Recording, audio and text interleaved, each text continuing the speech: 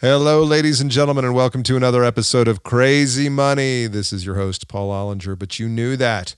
Hey, it's a great day to be alive. I hope the sun is shining wherever you are, and you're enjoying the hell out of your waking hours today. You know, it occurred to me earlier this morning that when I say it's a great day to be alive, it's like the grown-up version of Mr. Rogers telling his pre-K audience that it's a beautiful day in the neighborhood. Basically, it's just a reassurance that everything is going to be okay. I'm going to put on my cardigan. I'm going to put on my boat shoes. You're going to sit back and we're going to have a good time together. And that's what's happening here. What are we, if not just a bunch of grown-up kids looking for reassurance and maybe a nap and a sippy cup at the end of the day? Wink, wink. But you know what? It is a beautiful day and it's all going to be okay. Life's going to work out one way or the other. And it is a beautiful day in the neighborhood. But what if, folks? What if the stress in our lives and the noise in our head is actually caused by that neighborhood, the neighborhood where we spend our lives? And by neighborhood, I mean civilization, technology, and progress, i.e., the entire environment in which we live our lives. What if these things that we have always taken as self-evident positives, assets, and or blessings, what if these things don't actually serve to make us happy? What if, just hypothetically, there was a better way for humans to live, like among a tribe, sharing the fruits of our labors and the bounty among the group instead of among the individual? What if that focus on the individual actually makes us less happy, even when we as individuals achieve more? That's the essential theory, and those are the questions raised by today's guest, Christopher Ryan, PhD, author of the new book, Civilized to Death, The Price of Progress. Now, some of you are probably thinking, oh God, Paul's got another socialist on this week. And that's probably the case. Yeah, I mean, I'm guessing he's card carrying, but just stop for a second and just listen to his ideas. They are definitely radical in the sense that they question the fundamental fabric of modern society. And by modern, I don't just mean like the age of social media. I mean like twice the span of recorded history. So consider, what if, like by historical accident, what if a dozen or so millennia ago, we screwed the pooch by trading the Garden of Eden for Green Acres and then the Great America Mall, and in the process just ruined any chance we had at happiness? What if?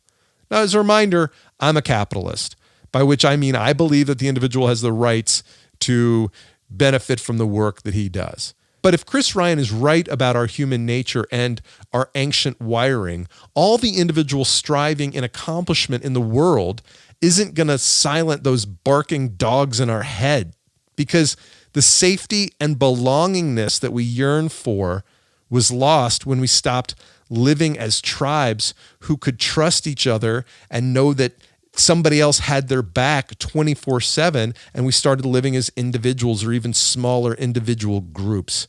Am I the only one who yearns for this kind of reassurance and belongingness? Nah, can't be. Can't be. We all do, right?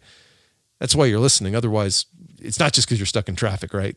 Anyway, okay, look, I'll admit, I was skeptical reading his book. And while reading it, I kept thinking, I love a skeptical curmudgeon as much as the next guy, but I wonder if Chris is getting enough fiber in his diet. You know, like there's probably something more going on here than just an intellectual exercise. But when you hear our conversation, I think you'll come to believe that he's not a curmudgeon. Chris is an interesting, happy, relatively optimistic dude who is looking for life's secrets. And maybe, just maybe, by poking the sacred cow, he's really onto something. At the very least, I think you'll find this conversation interesting and thought-provoking. Okay, Christopher Ryan's PhD's first book, Sex at Dawn, which he co-authored with his wife, Casilda Jetta, MD, was translated into 18 languages and spent several weeks on the New York Times bestseller list. His TED Talk has been viewed over 2.5 million times, and his work has been reviewed or discussed on HBO, MSNBC, Fox News even, CNN, NPR, the New York Times, the Times of London, the Washington Post, and now finally on Crazy Money. what I'm saying is he's got some ideas that are at least worthy of your consideration.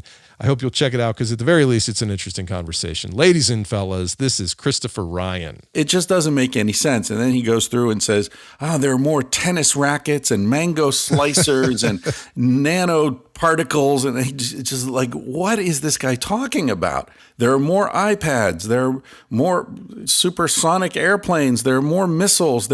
Yes, there are. But those things don't necessarily equate to quality of life. My name is Paul Ollinger. I'm a stand-up comedian with a background in the corporate world. I hit the lottery when I worked at a small company called Facebook. I'm fascinated with money, why we're so obsessed with it, and how it makes us happy or not. Welcome to Crazy Money. Christopher, a.k.a. Chris Ryan, welcome to Crazy Money. Thank you. Glad to be here. Chris, you came to my attention because a friend of mine forwarded an article from Wired a week or two ago, and the title of the article was provocatively worded, "Why Are Rich People So Mean?" And because this podcast explores the relationship between money and happiness and fulfillment and all that kind of good stuff, it caught my attention. But the article is only one chapter of a much larger thesis of your new book, Civilized to Death. Can you give me a brief explanation of your book's thesis, please? The basic thesis is that civilization has not been anywhere near as beneficial for the average human being as we've been led to believe. And the corollary to that is that life before civilization was nowhere near as bad as we've been led to believe. Hobbes's famous line that life before the state was solitary, poor, nasty, brutish, and short is wrong in every element. So I wanted to examine what life was like before civilization and unpack some of the propaganda that we've heard about nature, red in tooth and claw, and all that sort of nonsense, and then hold that up against what life is like today and hopefully provide people with a greater understanding for where a lot of the discontent with modern life comes from. I think people blame themselves for a lot of that and see their discontent or their sadness or anxiety as some sort of a personal failing, whereas from my perspective, it's quite clear that most of our suffering is a response to a world that we're not adapted to. So let's define some terms here. What do you mean by civilization? By civilization, I'm referring to the way of life that arose shortly after our species started to grow food and domesticated animals and live in settled villages and so on with hierarchical political systems and armies and all the rest of the sort of suite of characteristics that came along with agriculture. It's important to understand that Homo sapiens like us, anatomically modern Homo sapiens, have existed. The latest estimates are around 300,000 years. And agriculture only arose roughly 10,000 years ago at the earliest. So we're looking at, if you're looking at our species, well over 95% of our time has been spent in immediate return hunter-gatherer groups that were nomadic, egalitarian. Women had equal status to men. Resources were shared, and so on. Highly cooperative, interdependent groups of people where everyone knew each other. And so this large-scale, anonymous, scarcity-based societies that we live in today are very recent developments and in many ways are deeply in conflict with our nature as animals. So at some point 10,000 years ago, choices we made in the aggregate to settle down, as it were, fucked up what was a pretty good way of living prior to that. But modern civilization doesn't consider pre-farming, pre-agricultural life as being civilized or worth living at all.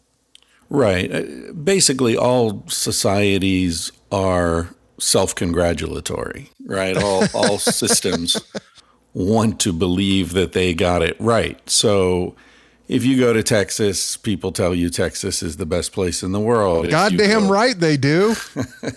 With those silly hats and boots and the rest of it. If you go to France, you'll hear the same thing, or Australia, or wherever it is. And I think that we tend to do the same thing in terms of historical epochs, right? We all think we live in the best possible time. It's a strange sort of temporal patriotism that we're susceptible to. So I think it's important to step outside of that tendency when possible and to try to get a more objective sense of quality of life. Joseph Campbell referred to a process of detribalization, which is first recognizing that you are in a tribe and that tribe has certain ways of looking at things and doing things. And if you have the opportunity in your life, it's illuminating and educational to be able to step outside of that tribe and look back at it and see that approach to life as an enclosed, self-referential system. That's why travel is so enlightening and broadening of the mind, because you get to see where the way I do things and my friends do things, that's just one approach. There are many other ways. I would say psychedelics are another very powerful tool in stepping outside of one's personal perspective and seeing reality in a broader context. And so that's what I was trying to do in this book, is say, okay, the propaganda we hear is that life was terrible before civilization. Civilization has been this incredible gift, the pinnacle of human achievement, and yet people are miserable. So many people are miserable. There was a Louis C.K. bit that you probably saw where he talks about being on airplanes and how we take everything for granted so quickly. You know, we should be sitting in an airplane just going, the whole flight. We're in a chair in the sky. It's incredible. But instead we're complaining that the seat doesn't recline enough and we don't get peanuts or whatever. So I wanted to examine that. If life is so great now, if things have been getting better and better and better for the last 10,000 years, why are we not all just ecstatic all the time? Before we examine where we are today, let's go back and examine these pre-civilized people, our ancestors, and examine whether or not Hobbes was actually right. Okay, so if we believe Hobbes, or if we hold on to the modern view of pre-civilized people, by the way, what do you call them? Because I don't want to say Aborigines or whatever. I want to say the proper term. Yeah, well, I interchange between foragers and hunter-gatherers. Okay, so these foraging forebearers of ours, if Hobbes was right, they lived in the mud and barely scraped out a living. They died at a young age. Their teeth fell out, and they were savages. Is this true or false? Well, it's false on every count. Hunter-gatherers have better health than agriculturalists do. We see this in the skeletons of people who lived just before agriculture compared to those who lived just after agriculture. Within just a couple of generations, our ancestors went from an average among men of being about 5'10" to being about 5'4", so their physical stature declined. We see in their teeth indications of famine and nutrient deficiencies. We see famine indicated in their bones, and there are technical ways, if we can get into this if you're interested, but there are ways that you can look at skeletons and see what people ate, how varied the diet was, if there were extended periods of famine or not. And on every count, farmers score much lower than hunter-gatherers do. So dietary health definitely declined. In terms of how much leisure time versus work time, so quality of life issues, massive decline. Violence, massive increase. Pretty much any metric you want to look at, life after agriculture was significantly worse for people than life before agriculture. Why? What happened? What are the elements that go into the way they live that made it worse? Well, all sorts of things happened. Politically, in terms of family structure, an important thing that happened is that babies could be weaned off breast milk much earlier because we had domesticated animals now. So women were suddenly having far more babies than they had before. And because when a woman's breastfeeding, especially a hunter-gatherer woman who has a low body fat, she won't ovulate as long as she's breastfeeding. That's sort of a natural birth control system that's built into our biology. But once you have people settled in villages, and the babies can be switched over to animal milk. Woman will get pregnant again, and also women's status was so low that they really had no choice. They became basically breeding material, like livestock that are owned by men.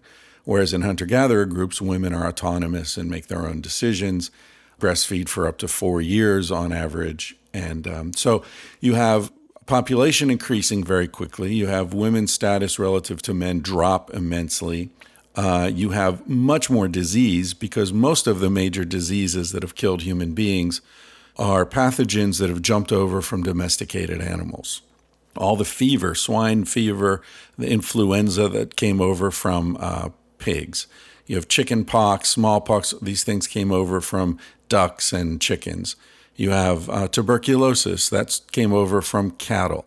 So then you have all the sort of sewage-related illnesses, cholera, diphtheria, that were a result of us living in these settlements in which people were defecating in the streets along with the animals. Delightful. So you're in a filthy environment, which supports, and also the population density, the diseases spread really quickly between people. So all these problems come about when people settled down and started growing their own food rather than wandering nomadically and gathering food. So if I pointed to medicine and antibiotics as an improvement, you'd just say, well, had we never started farming, we wouldn't even need those things. So what's the point? Right. It's like saying, thank God we have airbags and seatbelts because our ancestors all died in auto accidents. Like, no, there were no cars. So it's sort of a non-issue. Tell me about the relationship between an agrarian or agricultural lifestyle and materialism. Well, I guess the first point to make there is that our hunter-gatherer ancestors had very few personal possessions. And again, 95 or more % of our time as a species was spent as hunter-gatherers. So these are very deep and important characteristics that are universal among hunter-gatherers all over the world. So we know that they pertain to our ancestors as well. And when you have no personal possessions, sharing is essential. Our species evolved and survived through interdependence and cooperation. That's what we do better than any other species, arguably, on the planet. We're very good at taking care of each other, monitoring any sort of selfishness or antisocial behavior. We're terrified of being expelled from a group. One of the most painful things that can happen is to get kicked out of some organization or circle of friendship that's important to a person. The worst punishment that we inflict on criminals is solitary confinement. We're a hyper-social species. And so when you're moving all the time, hunter-gatherers move on average 8 kilometers a day, you don't want to carry things. And so it just makes more sense to share things. If we need a cooking pot and we need some hammocks or whatever it is, we share those things rather than everyone carrying their own. It's just a practical consideration. And so I know people listening to this might think, he's this Rousseauian guy saying hunter-gatherer life was so perfect and they were noble savages and all that. I'm not saying anyone was a noble savage. Sharing and cooperation simply made sense for our ancestors. And that's why they're so important to us still today.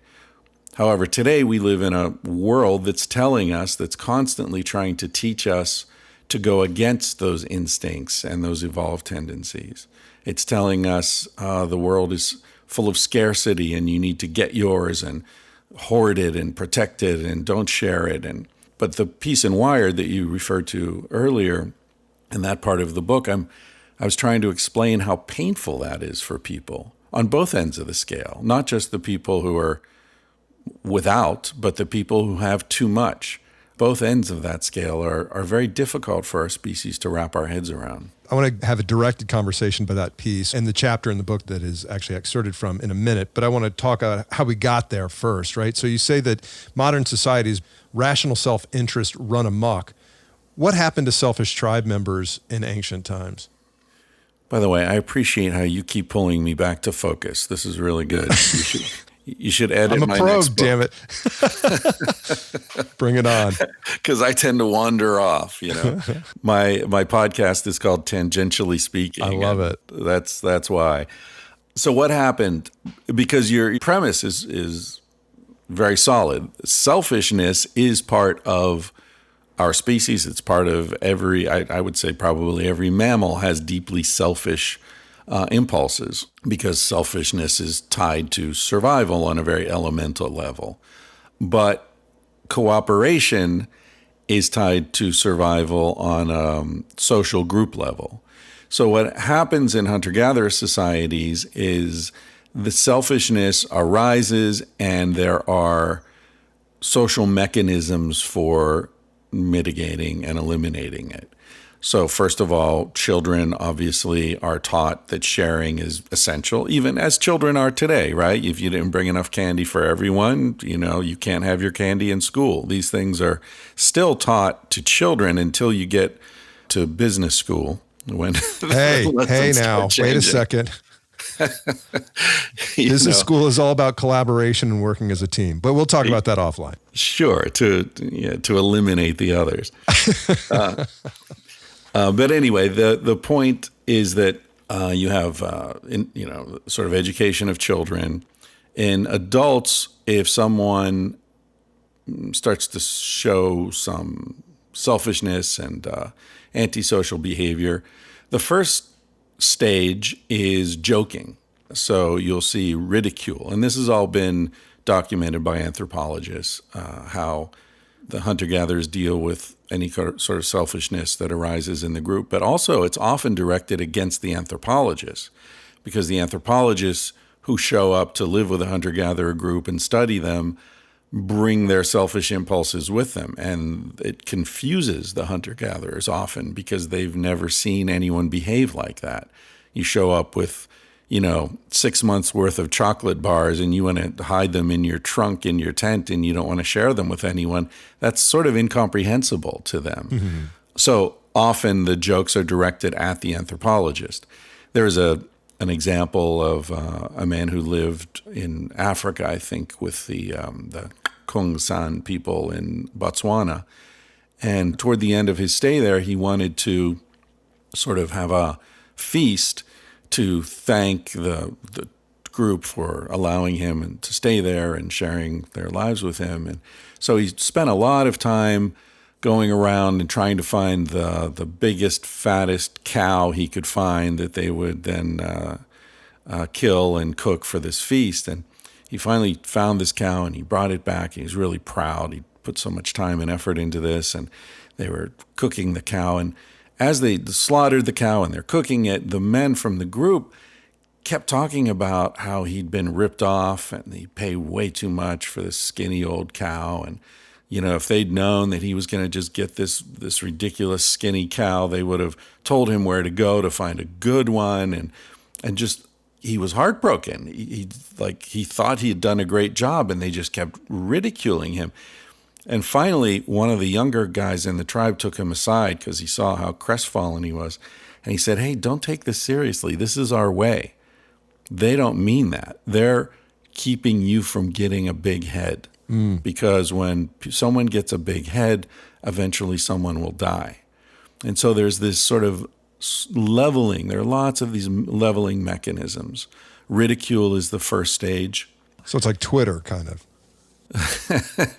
Yeah, although, I don't know, we've got lots of examples of people with huge heads that seem to be pretty successful on Twitter. Yeah, well, it depends what your goals are. But as a tool for maintaining the social norms, ridicule was used to moderate people's egos, because ego had to be subservient to the survival of the tribe. Right. Then you have, if that doesn't work, you've got someone in a position of authority would take you aside and sit you down and have a little chat with you. And if that doesn't work, it's important to remember that virtually everyone in a hunter-gatherer group is armed and deadly. So it doesn't matter how big you are or loud you are or whatever, you can get an arrow in the back at any time from any direction. Or you can just be expelled from the group, and that's essentially a death sentence. So There are different stages, but, right up to being, having a hunting accident, being pushed off a cliff or into a river. It can happen and is documented in hunter-gatherer groups. So, yeah, there's very little tolerance for someone who thinks he or she is better than everyone else and deserves more than everyone else. And in fact, in terms of politics, it's interesting to note that if someone shows any desire to be considered a leader, they are considered to be ridiculous and pathetic and immediately disqualified from any position of leadership. So leaders are not people who present themselves and say, I want your support, I'm going to be the leader. They're people who others revere for their wisdom, their level-headedness, their generosity. So leaders tend to have even less than average people because they're the most generous. It's totally the opposite of the way we tend to do things today. Okay, so you mentioned how when an anthropologist comes into a tribe that the way they behave there among the people is ridiculed or the differences are noticed. Let's say it went the other way. Let's say a typical American household was visited by an ancient forager. Or someone just thinking with the eyes of a forager, what would shock our visitor most? That's an interesting question. In fact, I write about a situation quite similar to this in Civilized to Death, where a documentary filmmaker named Johnny Hughes was working with the BBC doing a documentary in Papua New Guinea. I think he lived with, I think they were called the Insect Tribe for a month or two. They had translators, and at one point, some of the men from the tribe said, "Hey, you've been here for a while, and we like you. Are you going to invite us to visit your home?" And so when he got back to London, he sat down with the folks at the BBC and proposed this, and they agreed to fund it. First, he went and spoke to some anthropologists because he was afraid that when these guys came to London, they would never want to go back to the jungle. And the anthropologists laughed and said, "Yeah, don't worry about that. That's not going to happen." So they did. They flew these guys in. I think there were 3 of them. And they spent a month or so living in London and around there. And he tells this story of how they were sitting at breakfast one morning at a producer's house where they were staying. And the producer, it was still dark. It was really early. And the producer was like, "Okay, got to go to work. See you tonight." And one of them said, "Man, why do you leave? You leave every day before the sun comes up and you come home when the sun's down. What are you doing all day? And you're not with your family." And he said, "Well, I'm working." I said, "Why?" And he said, "Well, I have to pay for this house." And the guy said, "Well, how many days do you have to work to pay for the house?" And he said, 30 years. And they were shocked. They were amazed. They said, "When I want a house, my friends and I get together and we make a house in a week or so. Like, you work for 30 years for this?" So I think one of the things that they would be amazed by is the poverty of our lives through their eyes. They're not going to be impressed by possessions very much because they don't recognize the value of possessions. They recognize the value of free time, of hanging out with people you want to be with, of doing what you want to do. Again, I return to the phrase fiercely egalitarian. Hunter-gatherers don't tell each other what to do, not even children. So this idea of having a boss and doing what you're told, this sort of slavery mentality that's ubiquitous in the modern world, would be shocking and humiliating from a forager's perspective. Are you suggesting that Homo sapiens were not meant to spend 10 hours a day in a cubicle under fluorescent lighting? I think that's a safe assumption, yeah, which is why it drives us crazy, which is why it kills the spirit. We have domesticated ourselves, and we suffer from it every bit as much as chickens in cages and other domesticated animals. It's essentially an inhuman way to live. Another example, and another thing that I think would be shocking to a hunter-gatherer and relates to your focus in this interview, is there's a case of some Indians from Brazil who were brought to France in, I guess, in the 1600s because Montaigne was there, and they were brought to visit the king and the queen and shown around Paris. And Montaigne had a chance to speak with them, and he asked them this question that you just asked me: what is most shocking or impressive to you about European civilization?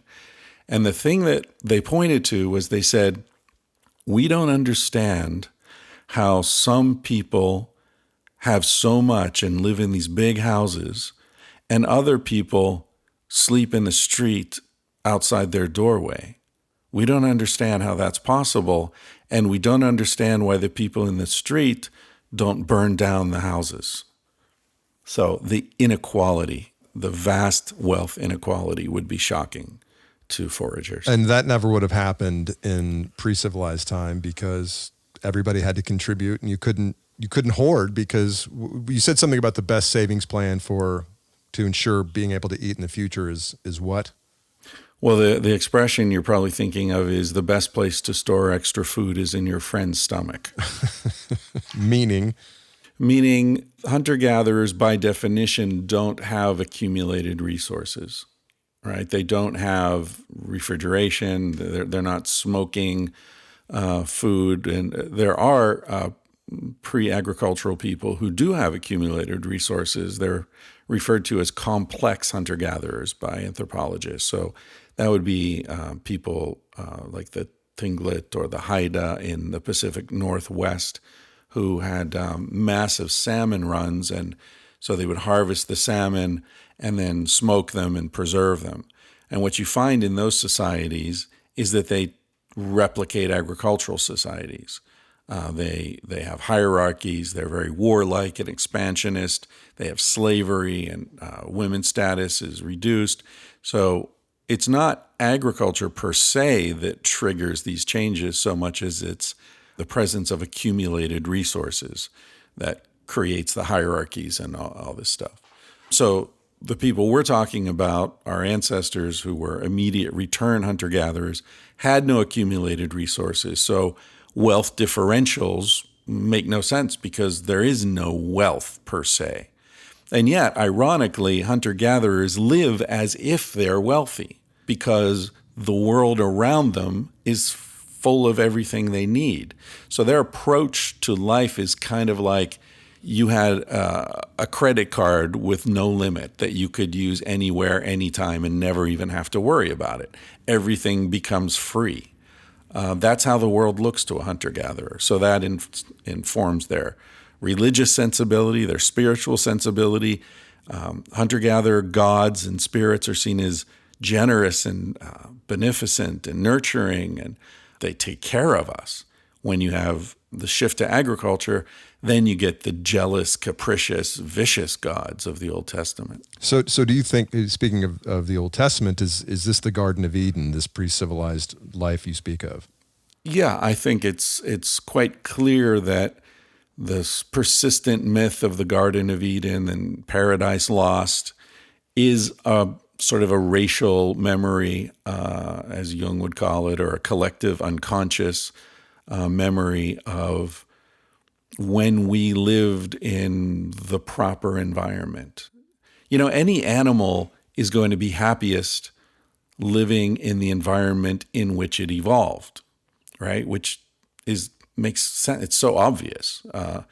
A fish is going to be happiest in the water, right? Presumably, yeah. Presumably. It's a wild conjecture here, Chris. Exactly. So what is the natural environment for human beings? It sure as hell isn't this. It isn't cubicles and fluorescent lights and somebody telling you to do meaningless work with most of your waking hours and, go home and stare into a box the other hours. And, these things aren't congruent with our nature. So, hunter-gatherers on average work about 20 hours per week. That word work generally doesn't even translate into hunter-gatherer languages. When anthropologists try to investigate work in hunter-gatherer societies, it's a problem because there's no word for work. Why would you do something you don't want to do? It doesn't make sense. So the things that they're doing that anthropologists call work when they do these tabulations are things like fishing, hunting, walking around, picking berries. These are things we do in our leisure time. Right. I work my ass off so that I have time to do that stuff, Chris. Exactly. I pay a lot of money to go to places that don't have buildings so I can do that kind of stuff. And there's a reason that you pay for that. There's a reason you're willing to pay for that. There's a reason it feels good. It feels good because it's congruent with your nature. Even golf courses. Why do men and women like to walk around on a golf course? It's because it replicates the ancestral environment of the African savanna. The water, the sand, the undulating hills. There's a deep resonance with these things. I spend a lot of my time living in a Sprinter van, traveling around the U.S., doing my podcast, and I call it a Vanthropology tour. I've done 3 of them now. You know, every time I've made the mistake, I take a whole bunch of books, I load up my laptop with movies and TV shows I'm going to catch up on, and then I'm 5 months on the road and I haven't looked at a single movie. I've read about 1 book because at night, I'm looking into a fire, or I'm looking at the stars, or I'm having conversations with my friends, or listening to them play music, or I'm doing these deeply human things that are so much more satisfying than the diversions of sort of, you know, my typical life at home in a box. That's pretty radical stuff. Clearly you're living life off the grid, and people would say you're crazy to be doing it, and yet it sounds like it makes a whole lot of sense. Well, it feels good, you know, and that's what I'm getting to. It's someone will say, "Oh, I wish I could do that." You know, you're so brave, blah, blah, blah. No, I'm totally self-indulgent. This feels better. Right. I'm not sacrificing anything. Let me ask you about some people that have a different point of view on the matter. Steven Pinker, Richard Dawkins, and Paul McCartney all say the world is getting better. Why are they wrong? Paul McCartney. Well, he said it a while ago. It was on Sgt. Pepper's. It's getting better all the time. My biggest problem as a creative person is my Gen X references that are stuck clearly in 1968 or 81. I'm right there with you, brother. You said Johnny Hughes earlier. I thought you were talking about the Breakfast Club. No.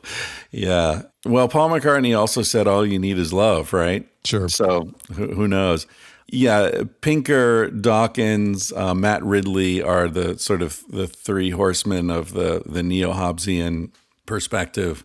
And I think, I don't want to get into, motivations for why people believe certain things, but I think that, I spend some time in Civilized to Death sort of looking at their arguments, looking at their data, and from my perspective, it's incredibly hollow. Matt Ridley, for example, he has a book called The Rational Optimist, which is a 300 and some page argument in favor of the idea that, yes, this is the best time to ever have been alive, and things are just getting better and better and better, and anyone who doesn't agree is ridiculous. And he sort of says at the beginning, there's this flourish where he says, look, we have gone from a species of maybe 10 million people 50,000 years ago to almost whatever it is now, 7 billion people. That's so much progress.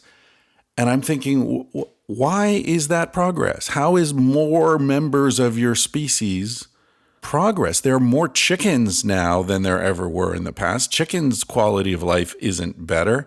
There's no logical reason to say that it's better to have 7 billion of us than 1 billion or 500 million. In fact, the logic goes the opposite way, because the more of us there are, the fewer resources there are for each of us, the more damage we do to the ecosystems, the more the fishery is collapsing, the more pollution we're creating. It just doesn't make any sense. And then he goes through and says, there are more tennis rackets and mango slicers and nanoparticles. And it's just like, what is this guy talking about? Mango slicers are an indication of quality of life? I don't even know. So it's kind of insane when you look at the substance of the arguments that are being made to make this point, which they think is obvious, that life is so much better. The problem is that if you choose the metrics of modernity, then of course life is better. There are more iPads, there are more supersonic airplanes, there are more missiles. Yes, there are. But those things don't necessarily equate to quality of life. I actually wrote down this quote, but if you value community, personal autonomy, and meaningful existence more than dollars, soap operas, and megahertz, you may come to a different conclusion, i.e. that things aren't as good as we think they are today. So as I'm reading this, a few things came to mind. So maybe what Pinker and Dawkins and McCartney are talking about is things are better today than they were in, say, 1400, not better than they were 10,000 years ago. Well, that's one thing, yeah, and that's a trick that those people making those arguments will often use that trick. They'll say, well, people were dying from smallpox, or the Great Plague, and right. Like, okay, but that doesn't pertain to hunter-gatherers, as we established earlier. But it's almost like, okay, so we can't turn back the clock. So what do you recommend? What do you prescribe to our human condition at this point? Well, I think that, there's the line I quote from T.S. Eliot in the Four Quartets where he says, "We shall not cease our explorations, and the end of all our exploring will be to return to where we began and know the place for the first time." Or the first time. Yeah. So I think I agree with you. We're not going to turn back the clock. We're not going to, I hope, find ourselves in some sort of a Mad Max post-apocalyptic. I'm screwed in that scenario, by the way. I don't know how to skin a buck or run a trot line, as Hank Williams Jr. would suggest I need to know. You'd learn pretty quickly. I suppose I would, or I would perish. Yeah. As I actually have a joke about that in this post-apocalyptic Mad Max world. I'm Mad Max's girlfriend because I don't. Yeah. What I don't understand about the Mad Max world is where do they get all the gasoline? I don't know. Somebody's got it and they're fighting like hell to keep it. But so I don't want to take you off your point. Please continue. Yeah. But my point is that, again, going back to Joseph Campbell and the hero's journey and the fact that every society in the world seems to have essentially the same origin myth, which is that some young person from the group goes out into the world and, think of Homer's Odyssey, has adventures and challenges and nearly dies and learns all sorts of important things. And then at the end of the story, they return home with this knowledge that they've gained through their adventures. And it fucks it up for everybody. Well, my reading of it is a little more hopeful in that they come back with an appreciation for the place that they left initially. Right. And so that's what I'm trying to do and what I think a lot of other people are trying to do right now in terms of paleo diet and, paleo movement and paleo medicine, Darwinian medicine, and a lot of sciences and sort of wellness, people who are interested in human wellness, they're understanding that in order to find the best path into the future, we really need to have a deepened appreciation and understanding of the past. And, the model that I use in the book is I say we're going to live in a zoo. There's no way around that. We're living in artificial environment that we are creating every day. We build buildings, we design cities, we choose the environment in which we're going to live and we shape it and create it and maintain it. So why not make these decisions with an understanding of the natural environment of our species so that we can live in the San Diego Zoo rather than the Calcutta Zoo? I go to zoos today, and I remember the zoos I went to when I was a kid. And suffice to say, we've learned to make better zoos for animals. That's for certain. Right. And it's better for everyone. The animals live longer. Their behavior is replicated in more natural ways. Why can we do that for chimpanzees in San Diego, but not for ourselves? So what does that mean? We divide up into 120-person teams and live in kibbutzim?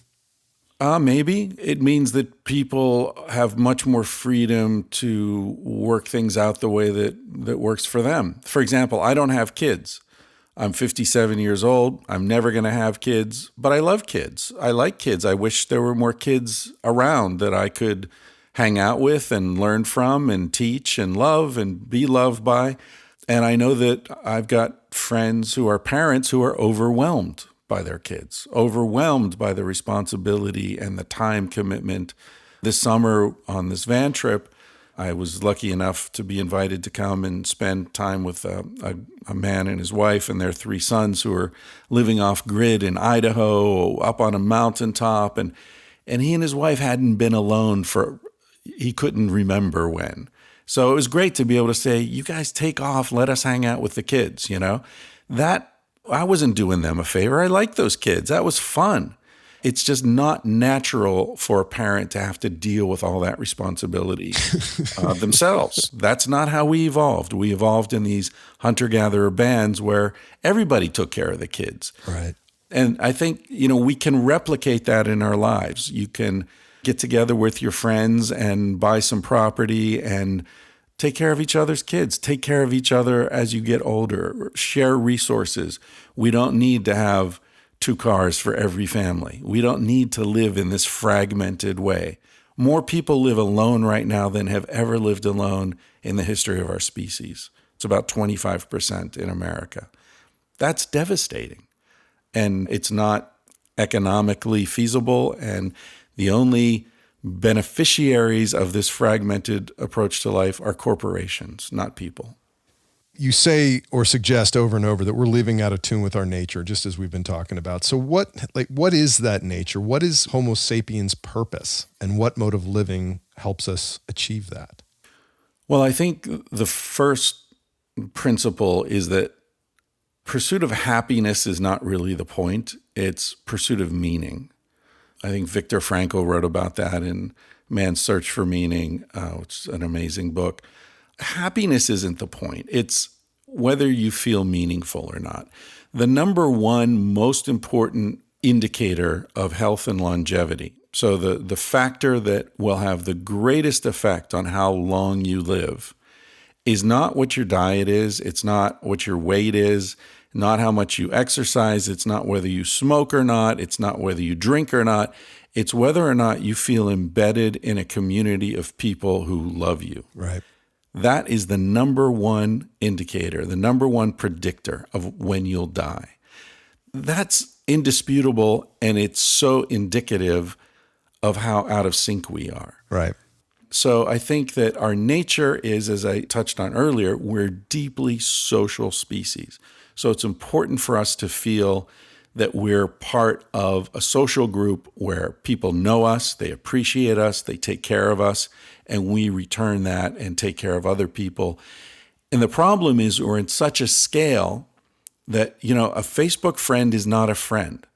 A friend is someone, you know something about their lives, you see them, you sit down with them, you hold them, you touch them. By fragmenting these things and creating these abstractions and these sort of cheap copies of real human relationships, it's junk food. It's psychological junk food. It's not nourishing us. It's making us sick, which is why depression and suicide and anxiety are so high among young people today, higher than ever before.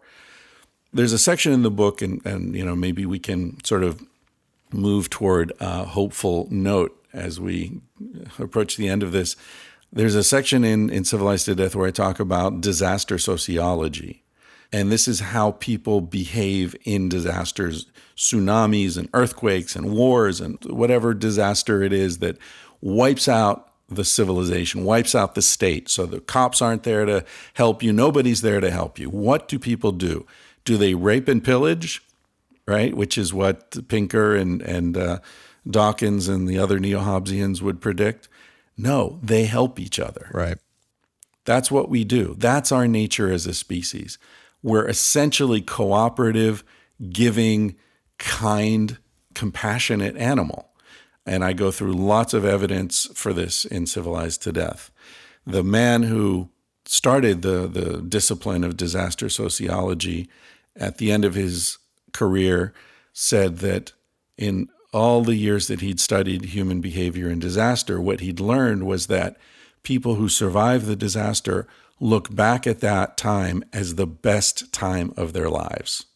Yeah, there's such crazy endorphins and brain feelies going on when that's happening. We feel alive in ways that we don't feel alive in the most luxurious of times.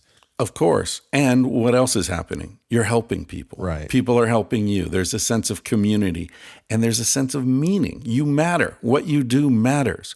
Right. I have a friend who's a Navy. That's huge. I mean, I think that's what's missing is like we all work toward making tons of money in things that don't feel essential to us as human beings, right? It's like, well, I made $1 million last year. Who gives a shit? What did you accomplish? I mean, I think that's where people call me and say, you've got this podcast. Tell me how I can feel happier doing what I'm doing. And I'm like, I don't know, man. I mean, I bailed on my job to chase the dream of stand-up comedy. I can't tell you I'm perfectly happy, but I'm trying to live purposefully, Yeah, if someone's stuck in a job they can't leave for some reason, which I would really question whether that's the case, but if it is, the way you can make yourself happy is to help other people. Right. That's something that always works. So, okay, you're making a lot of money and you need to stay there because of X, Y, and Z. Well, take 15 or 20% of that money and spread it around. Mm-hmm. That'll make you feel better and it'll give you a sense of meaning because by doing that, you're increasing the quality of life for other people. And getting back to the van trip and all that, that feels as if it's a sacrifice, but in fact it isn't. It's actually, because of the way human psychology is designed, it's actually going to increase your own fulfillment. Okay, I cut you off. You were going to tell me a story about a Navy SEAL. Oh, yeah.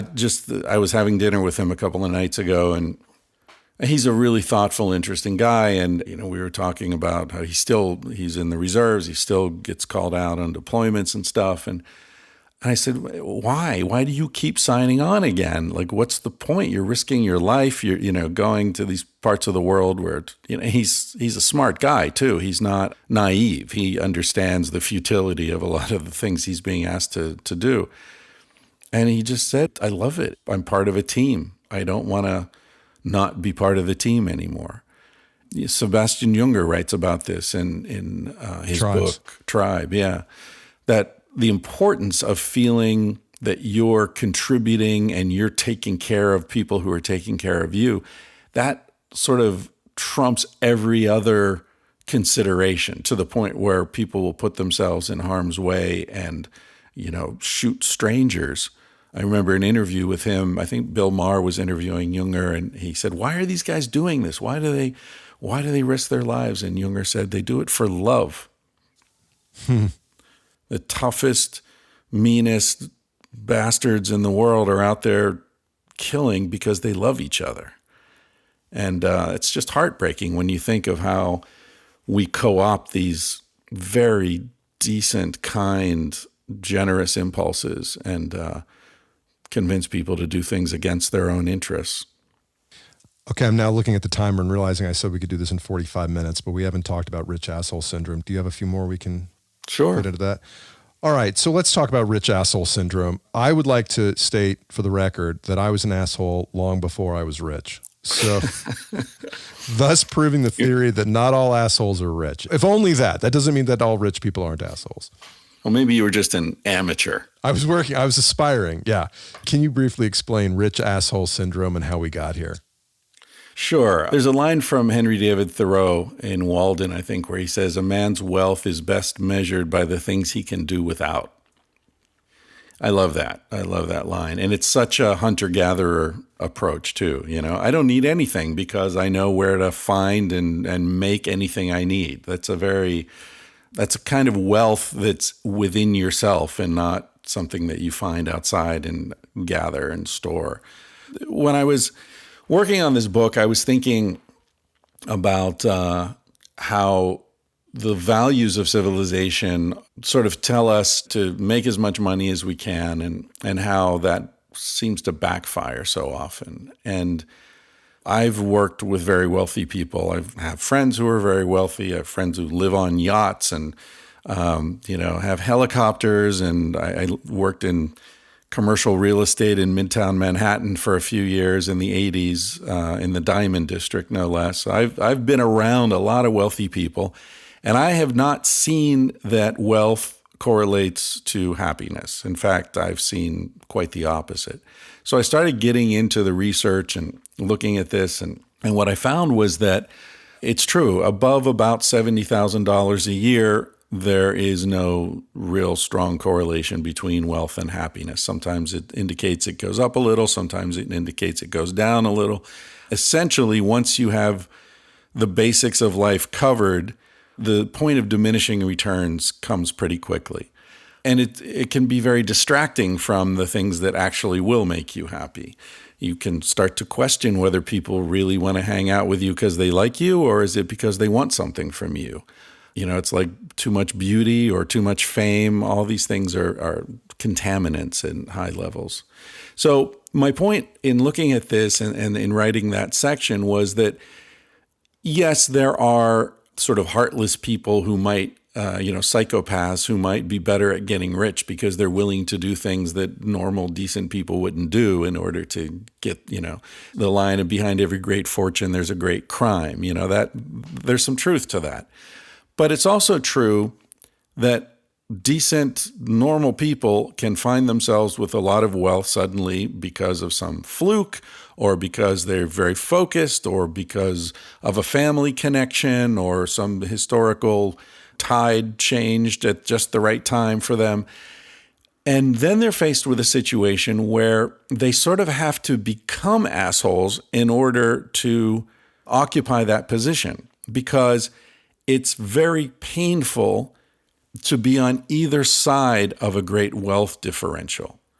In other words, I used to live in a house full of fashion models, this mansion in Barcelona. Everybody was a fashion model except me. You have my attention. Yeah. And I actually, one of my jobs was I was a massage therapist. But what I found was, okay, these are fashion models. They're beautiful. They've got what everyone wants. Are they happier than normal people? No. In fact, a lot of them were miserable. And the same thing happens with wealth.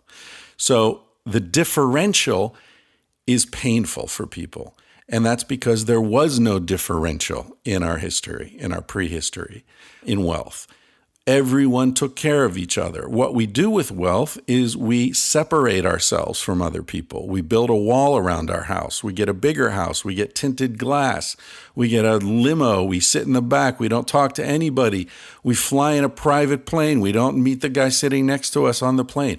We separate ourselves from any sort of inconvenience or any opportunity for serendipity to enter into our lives. If I may, I'll read. It's not wealth that makes people assholes. It's the distance created by wealth differentials that creates and causes that callousness. Yes.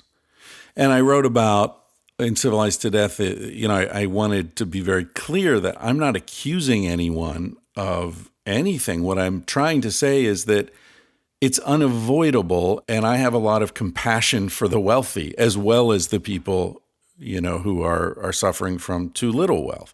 The first time I went to India, I was a wealthy asshole. I had been making a bunch of money in New York City. I quit my job. I flew to New Delhi.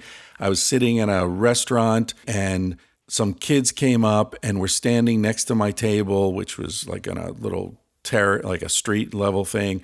They were just staring at my food. These little 6 or 7 year old starving orphans living on the street were staring at my food. And what I felt was inconvenienced. I felt annoyed. And I was happy when the waiter came out and shooed them away as if they were pigeons or something. But you have a choice to make. You can either, and you go on to say that when you do give them some money, you are further flocked by more people. So at a certain point, one must create the scars and callousness to operate in a world of inequality, by definition. Or just give away everything until you're at the same point as they are. Is that an improper conclusion? Right, and that's what Jesus did, right? I mean, there's a socialist. Sort of, Jesus was just a no good socialist. Come on, he was a hippie. That's right. That's right. Buddha did the same thing. Buddha was born a prince, and the first time he was allowed out of the castle or whatever he was living in, and he went through the streets and he saw the suffering of people, it broke his heart. So he gave away everything and spent the rest of his life wandering penniless. Buddha was a deadbeat dad. I mean, come on. Yeah. So That was the point of the rich asshole syndrome thing. Of course, it's joking, and it's I'm trying to present the information in a way that will make people laugh, but also to understand that we're all victims of this. It's like, I used to think that the whole wealth game was zero sum, that it was like playing poker at my buddy's house. If I leave with $20 less, someone else is leaving with $20 more. It all sort of evens out. But then I realized, no, the winners are losing. What kind of game is this when the people who win go home and shoot themselves, or are addicted to drugs, or have miserable marriages, or I can't tell you how many people I've met who've made millions and they're fucking miserable. So what kind of game is this? We're playing in a casino. We're not playing at someone's house. My loss isn't your gain. The house is winning all the time. And so what I was trying to do is, which is the same thing I tried to do in Sex at Dawn, my first book, is to show that these conflicts are artificially created.